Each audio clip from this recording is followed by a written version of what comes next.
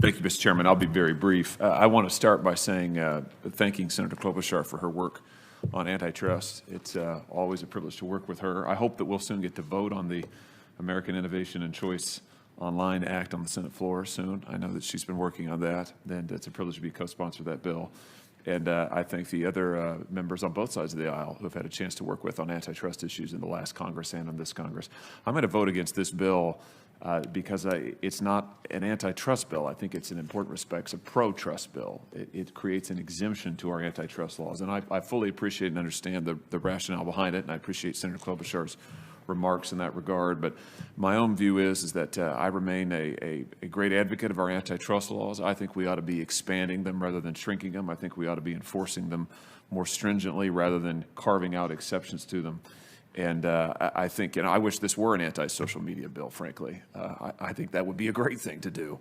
So I appreciate the work that the sponsors have put into this. I appreciate their motivations.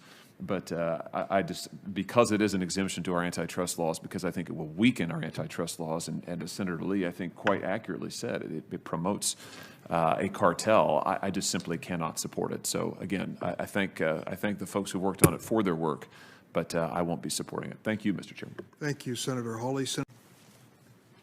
I want to agree with Senator Kennedy about the importance of this bill and the importance of having the full committee to be able to participate. I'm not accusing the chairman of a conspiracy or the chair of the subcommittee, but this has come up before.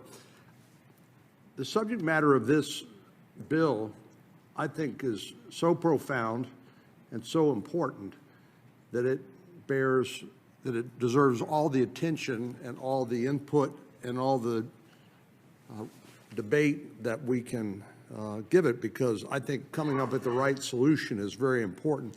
And the practical problem with the solution that the chairman mentioned, that letting the subcommittees have those hearings and then invite non-members of the subcommittee to join those hearings, is the fact that I'm on 3 standing committees, others are on more than that, and it's hard enough to navigate the Senate schedule to be able to do our job as it is, without proliferating the number of hearings by delegating those to subcommittees. Again, I think what the chairman has said makes a lot of sense, but the unintended consequence of that is that many of us can't participate in the subcommittee hearing because of conflicts, and then we come to something as important as this, and really, I think what's most important is not what's convenient for me or anybody else, but the quality of the product that we're able to produce. So just something to think about. The reason why I think this subject matter is so important is because I think the biggest problem that confronts our country today when it comes to learning about what government is doing is confirmation bias. It's just too easy for us to watch our preferred cable news shows and to consult their various social media outlets or email distribution lists in a way that reinforces our biases. And what we really need, I think, in order to make better decisions and to make our democracy work better, is to challenge each other with things that maybe we hadn't thought about, or maybe somebody's got a better solution to a problem that we've all identified. But just people huddled behind their computers or in front of their TV screens and just sort of like a Pavlovian response, just keep watching things and listening to things and interacting with people who believe exactly as we do, I think is one of the contributing factors to the polarization, or what some people have called tribalization of our country. And I think that's bad. So I think, using some of the tools that we have here to protect competition is, as I understand it, the intent of the bill. We've done this before using copyright laws and the Music Modernization Act to make sure that songwriters were appropriately compensated, or at least had a chance to get compensated for terrestrial radio use of their intellectual property, as opposed to the streaming services that apparently have always been able to negotiate those royalties. So we used copyright law, and we've used patent law in the past. Here, the recommended tool is antitrust law, and I'm not sure what the best solution is. But I do think there's a problem, because small newspapers and radio stations simply can't handle the economics of losing the advertising, but also what we end up losing in the process when they go dark is we lose their point of view, their intellectual property, their investigations, the things that I think will add to our ability to be better informed and to do a better job of governing ourselves in our democracy. Too often today, and I guess a lot of that is because of where we work here in Washington, D.C., too much of our journalism, so-called journalism, is pack mentality and rumor mongering. It's not original investigations. Too much of our journalism today is just pure repetition of speculation. You see that all the time in everything from the New York Times, the so-called, Gray Lady, to other newspapers that I could name too. So I think trying to provide greater competition in the information gathering and delivery space is really important.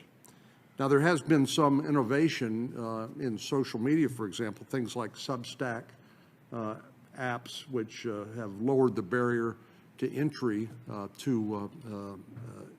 to publish news subscription email lists and things like that, which has been very, very good, I think. But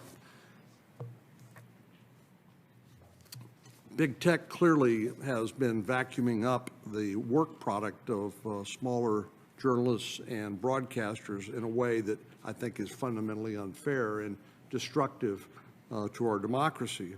It used to be that if you had a local paper and a local radio station, or maybe two that competed for your attention and for your ad dollars, that used to be pretty much the model. But now a lot of people get their news, as you noted, Mr. Chairman, from social media. And as Senator Kennedy alluded, I don't have any confidence that some of the big social media platforms don't censor their content for ideological or even political purposes, and that worries me a lot as well. So I think what Senator Kennedy and Senator Klobuchar have done is identified a huge and important problem, but I agree with Senator Padilla and others that the bill needs some more work, and there's a lot of unanswered questions that I have. For example, I'd be interested in whether an antitrust exemption is really the best tool we could use. In the Music Modernization Act, we use copyright law, and I realize that may not be directly appropriate here, but carve-outs for antitrust enforcement can and will have unintended consequences, I'm sure. I don't know to what extent that then may proliferate into other areas. And I'm also curious about how some of this process would work.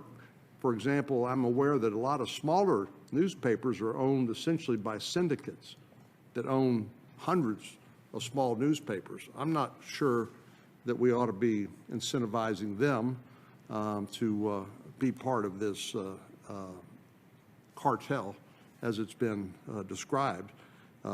Their incentives are wholly different from local independent publishers. I think we can answer these questions, and when we do, I look forward to supporting the legislation. But right now, there are just too many unanswered questions, and I think all of these are really important, but this is part of the legislative process of trying to do the best job we possibly can do and to hit the mark without unintended consequences. So I look forward to continuing to work with our colleagues, but I will not be supporting the bill at this time, and I will be voting for a number of the amendments. Thank you. Is next.